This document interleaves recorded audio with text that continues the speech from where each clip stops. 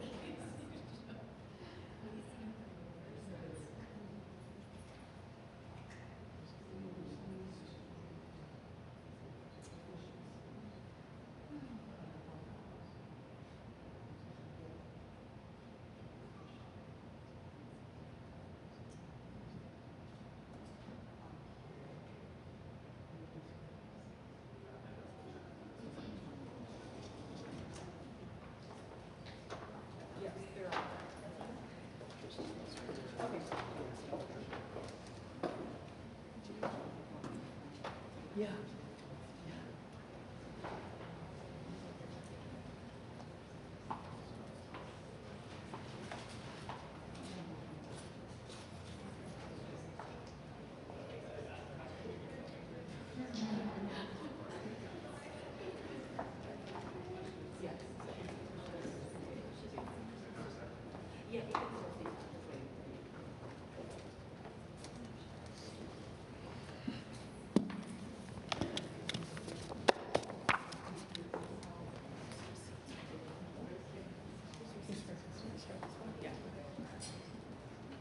They're not following behind, but I'm here.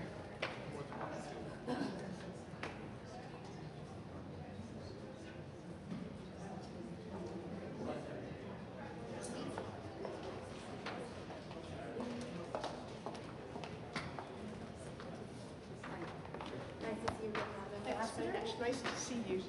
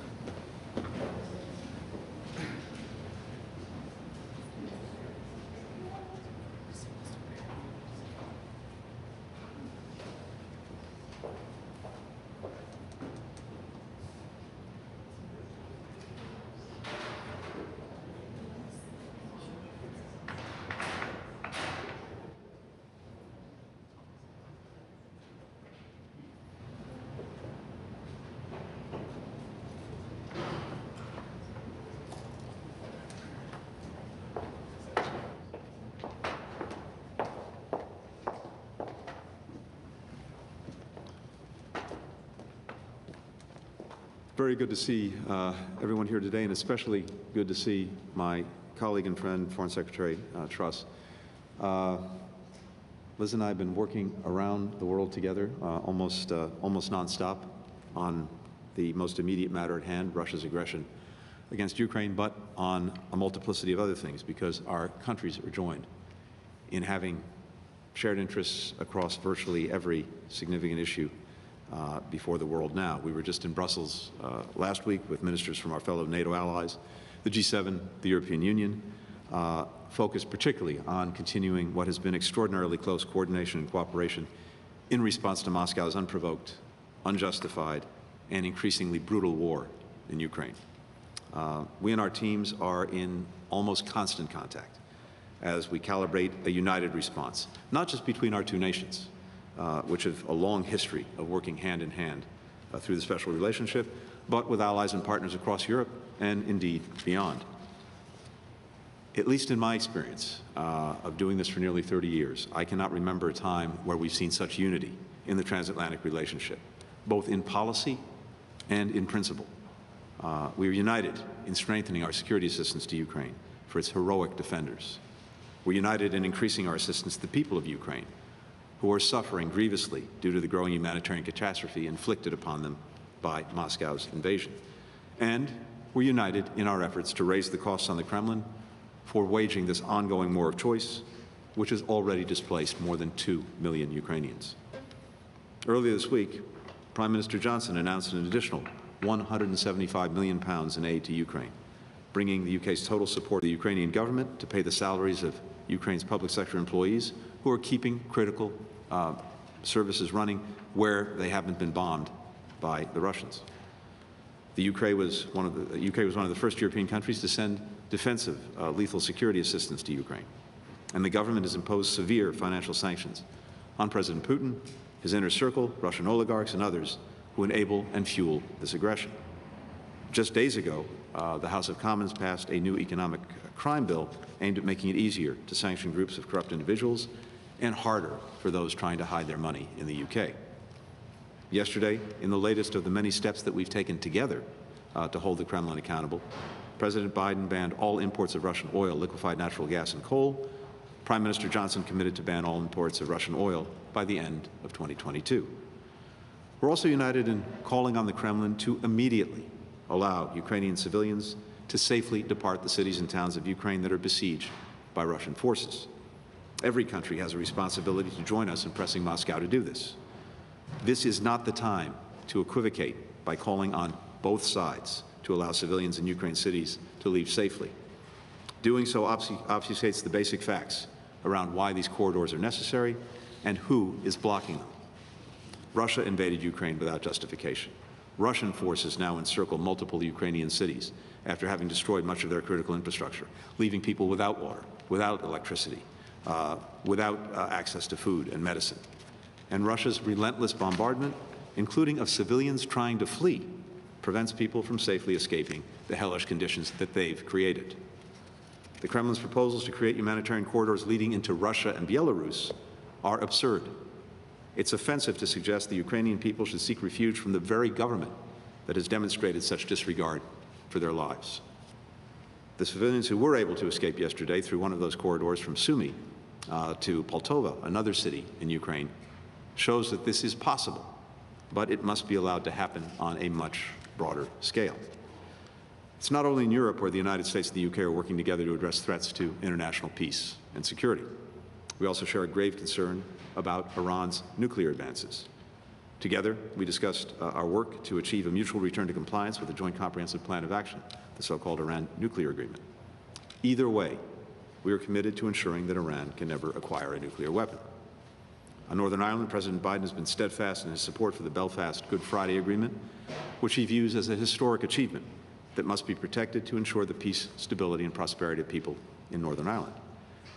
The United States continues to support both sides' efforts to engage in productive dialogue to resolve differences over the Northern Ireland Protocol. Before handing it over to Liz, let me just make one final point. It's not just the British government that's stepping up to help Ukraine.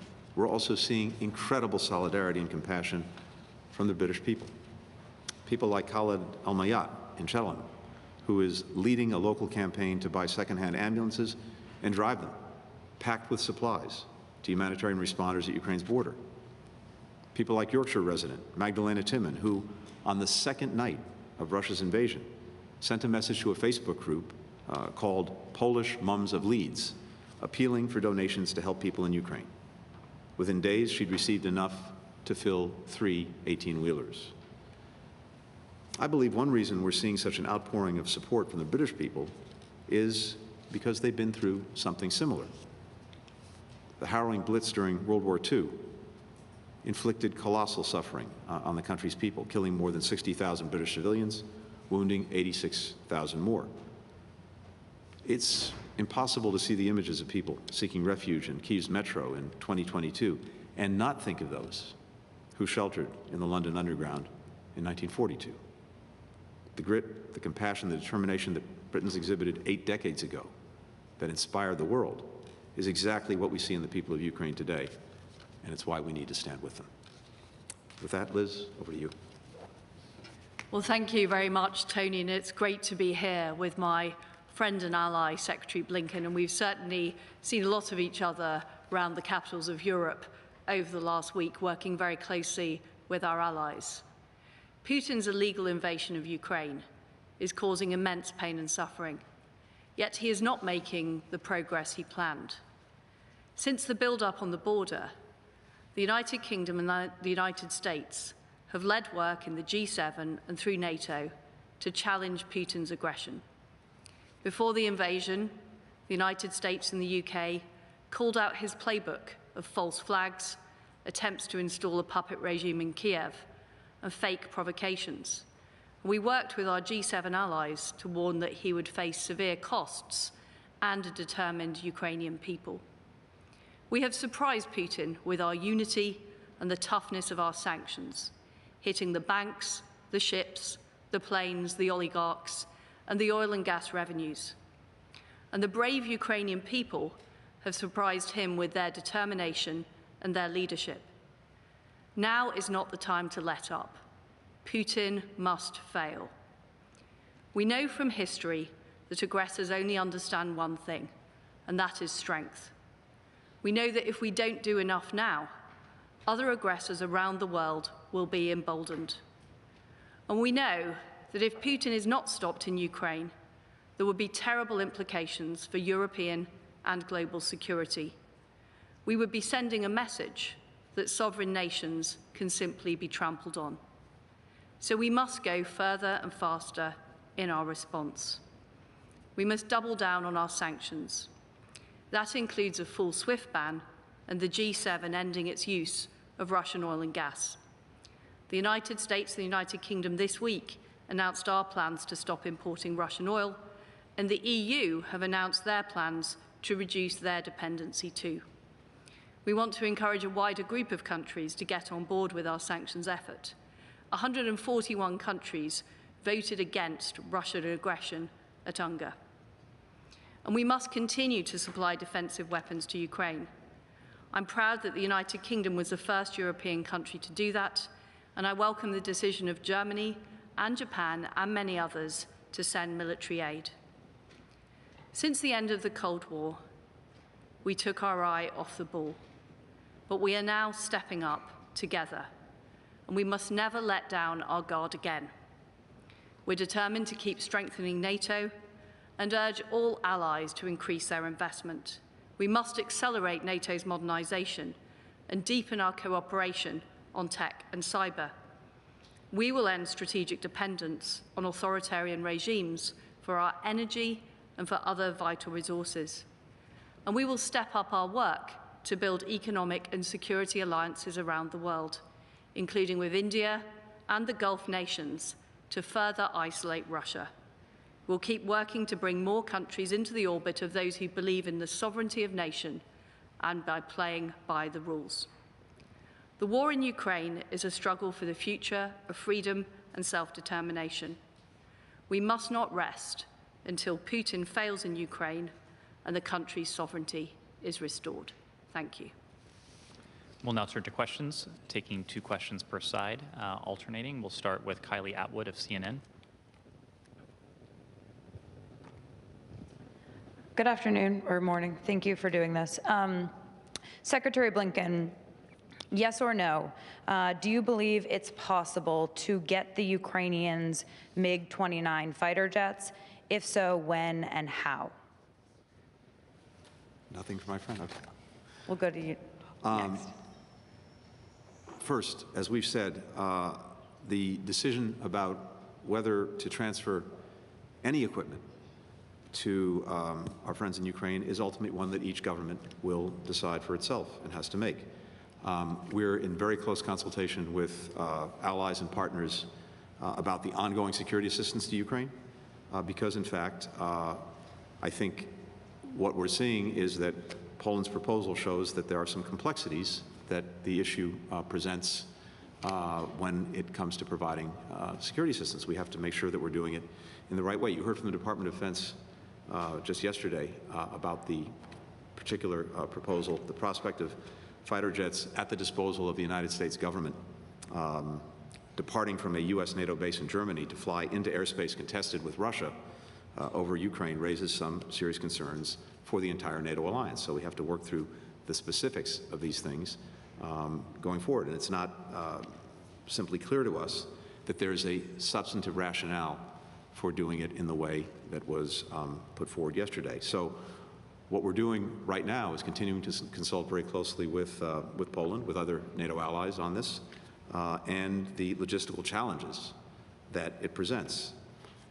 Together with Poland, as well as with the UK and many of our other partners, as we've noted, we have provided extraordinary support to Ukraine and to those defending it from the Russian aggression.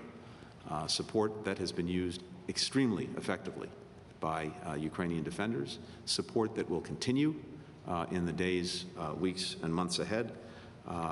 Just yesterday, with the supplemental legislation being put forward, we have an additional $6.5 billion in security assistance that's now on tap just from the United States for Ukraine. And that will, of course, include the very kinds of things that they need to effectively defend Ukraine against Russian aggression.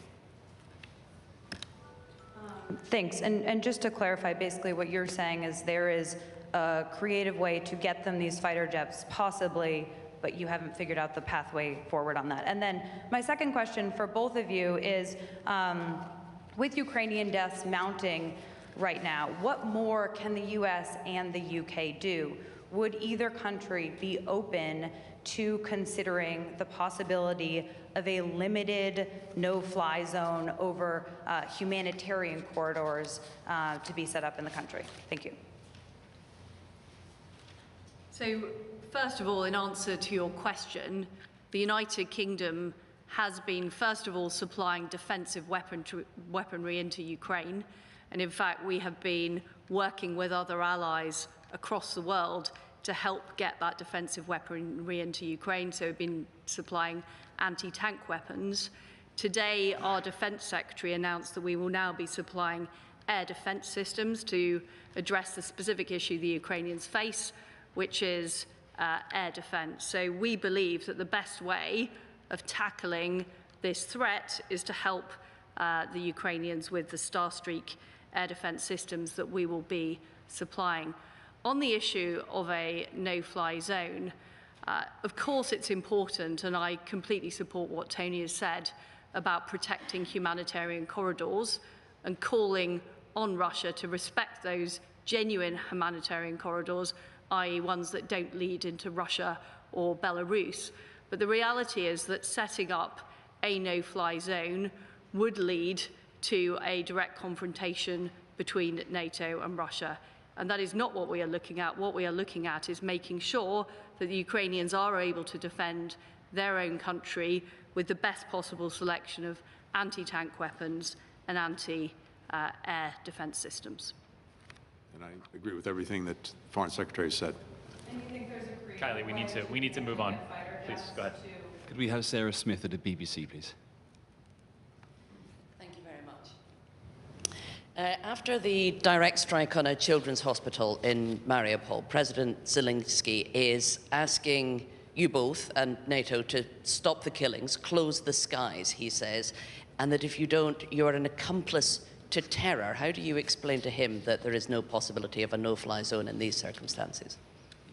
Well, as I've said, Sarah, the best way to help protect the skies is through anti-air weaponry, which the UK is now going to be supplying to Ukraine. That's what the Defence Secretary announced earlier today. And of course, the attack on the hospital is absolutely abhorrent, reckless and appalling. And the UK is at the forefront of supplying humanitarian aid into Ukraine. We've already pledged 220 million of humanitarian aid. Our DEC appeal has now reached 130 million, which is the largest amount it's ever achieved since 2004. So the British people are full square behind the people of Ukraine, and we're doing all we can to support. And I would just add, as we already said, first, we both, our governments both, our peoples both have tremendous admiration for President Zelensky, for his entire team, for the Ukrainian people that they represent. But the courage they've shown, the strength, the determination, the dignity faced with this Russian onslaught is extraordinary. And it's powerfully moving, I think, to people around the world. If I were in President Zelensky's position, I'm sure I would be asking for everything possible in his mind to help the Ukrainian people. And as the Foreign Secretary and I have laid out, both of our countries and so many others have done extraordinary things to make sure that the Ukrainians have in their hands the means to effectively defend themselves against this war of choice from Russia, as well as to do everything we can with very significant resources to care for Ukrainian people to the best of our ability inside Ukraine, those who've been forced to flee outside of Ukraine to meet their humanitarian needs. And the goal is the same. It's to end this aggression, it's to save lives, and to prevent more senseless bloodshed. As part of that, we also have to see to it that this war does not expand. Our goal is to end the war, not to expand it, including potentially expand it to NATO territory. We want to make sure that it's not prolonged to the best of our ability. Otherwise, it's going to turn even deadlier, involve more people, and I think potentially even make things harder to resolve in Ukraine itself. So, as the Foreign Secretary said, we have exactly the same perspective on that. Introducing, in our case, American service members in Ukraine, on Ukrainian territory or soil, or American pilots into Ukrainian airspace, whether on a full or on a limited basis, would almost certainly lead to direct conflict between the United States, between NATO, and Russia. And that would expand the conflict. It would prolong it. It would make it much more deadlier than it already is. And that would be neither in the interest of our countries nor in the interest of Ukraine. I can't speak for NATO, obviously, but we've heard the same message from its Secretary General, Jens Stoltenberg. Nick Wadhams of Bloomberg. Thanks very much. Mr. Secretary, first for you on Venezuela, can you just tell us whether the U.S. is considering easing sanctions on Venezuela to get its oil absent of any progress on the negotiations with the opposition? And then second, for both of you on the sanctions and the endgame, you mentioned, Foreign Secretary, that Putin must fail. So is it your strategy now to essentially exert so much pressure on the Russian people, oligarchs around Vladimir Putin, so that Russia will essentially, as Undersecretary Nuland said yesterday, might rise up and, I don't know what, potentially overthrow him? Do you believe now that it's simply impossible for the United States to have a productive or stable relationship with Russia if Vladimir Putin remains in power, either during or once this conflict is over? Thank you. I'm happy to start. Nick, with regard to Venezuela, we have a set of interests with Venezuela. They include, of course, supporting the democratic aspirations of the Venezuelan people. They include securing the release of Americans who are unjustly detained there. And happily last night, as you heard, 2 Americans, Gustavo Cardenas and Jorge Fernandez, were released. They had been wrongfully detained. They're now reunited with their families.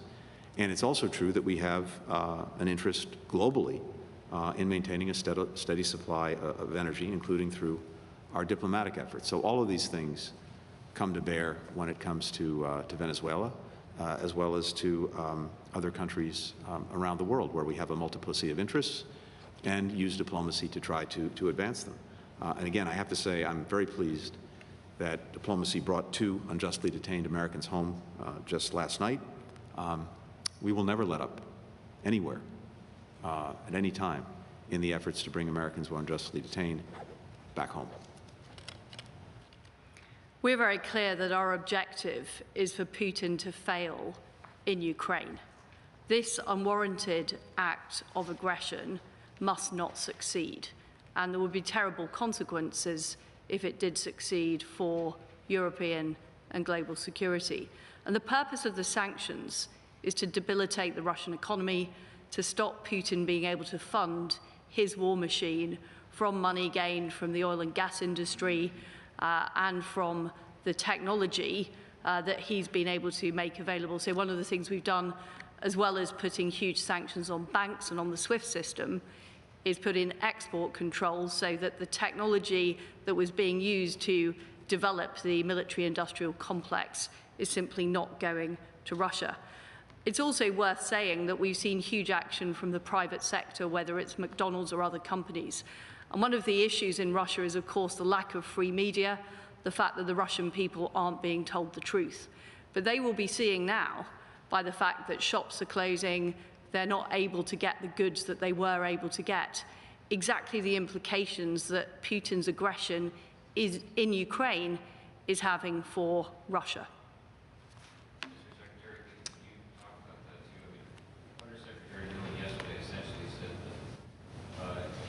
The only way for Putin to reverse course would be for there to be so much pressure. The people around him, the military leaders, the ordinary people in Russia might rise up against him. So, I mean, do you believe it's possible to have a stable relationship with Russia if Putin remains in power? Well, let me say a couple of things to this. First, I think it's important to remember that throughout this crisis created by Putin and Russia, we've sought to provide possible off-ramps to President Putin. He's the only one who can decide whether or not to take them. So far, every time there's been an opportunity to do just that, he's pressed the accelerator and continued down this horrific road that he's been pursuing. He has a clear plan right now to brutalize Ukraine, but to what end? Because when it comes to an end game, the big question in the first instance is, what is his end game? We saw the failures of the initial military plan to quickly subjugate the country. That's failed. So he's now turning to a strategy of laying waste to the population centers, to the country. If his goal is to impose some kind of puppet regime by displacing the existing government and putting in place one to his liking, I think it's pretty evident by the response of the Ukrainian people that they will never accept that. And if he tries to enforce such a puppet regime by keeping Russian forces in Ukraine, it will be a long, bloody, drawn-out mess through which Russia will continue to suffer grievously. So our response continues to be to do everything we possibly can to make sure that the Ukrainians have the means to defend themselves, to make sure we do everything we possibly can to exert pressure on Russia and on Putin to change course, to do everything we possibly can, of course, to support those who are suffering as a result of Russia's actions. Ultimately, I'm absolutely convinced that Putin will fail and Russia will suffer a strategic defeat, no matter what short-term tactical gains it may make in Ukraine. As we've said before, you can win a battle, but that doesn't mean you win the war. On the contrary, you can take a city, but you can't take the hearts and minds of its people, and Ukrainians are demonstrating that every single day. So I'm convinced that we will see a strategic defeat of President Putin and the propositions he's put forward. We'll accomplish this by backing Ukrainians in their fight, by remaining united in holding Russia accountable through the devastating sanctions, the diplomatic isolation, and other measures. And we've already seen that Russia's failed in its chief objectives. It's not been able to hold Ukraine. It's not going to be able to hold Ukraine in the long term, again, no matter what the tactical victories it may achieve are. Liz was just saying, economically, the measures that we've taken have erased 30 years of progress integrating Russia into the world. This dramatic exodus of virtually every international company from Russia continues as we speak. And that is having a profound impact, not just today, but over the long term. So I think what we're looking at is whether or not President Putin will decide to try to finally cut the losses that he's inflicted on himself and inflicted on the Russian people. We can't decide that for him.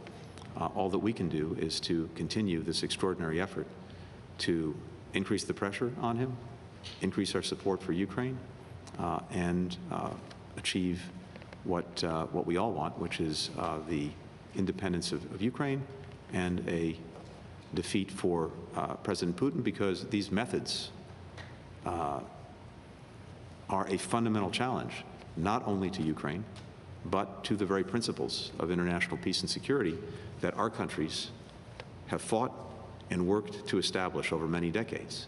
That's what is at risk here. We're committed to defending them.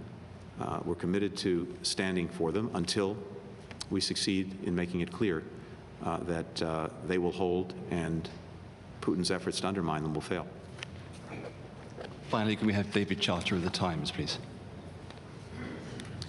Thank you very much indeed. First question to Secretary Blinken. Secretary, it's been reported in the Wall Street Journal today that Saudi Arabia and the UAE have both rebuffed attempts to set up conversations with President Biden in recent days. What does this snub tell us about relations with these two important Gulf states, and what's your message to try and encourage them to produce more oil during this crisis? And to the Foreign Secretary, please.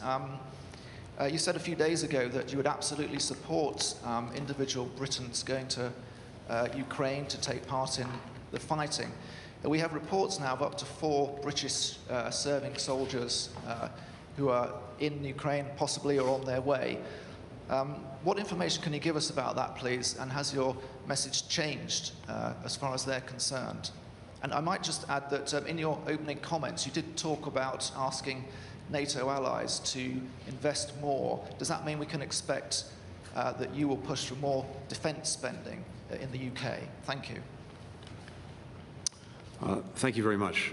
With regard to the Gulf countries, first, we share very important interests with them, from deterring Iranian aggression and Iranian-enabled attacks, whether it's against Saudi Arabia, against the Emirates.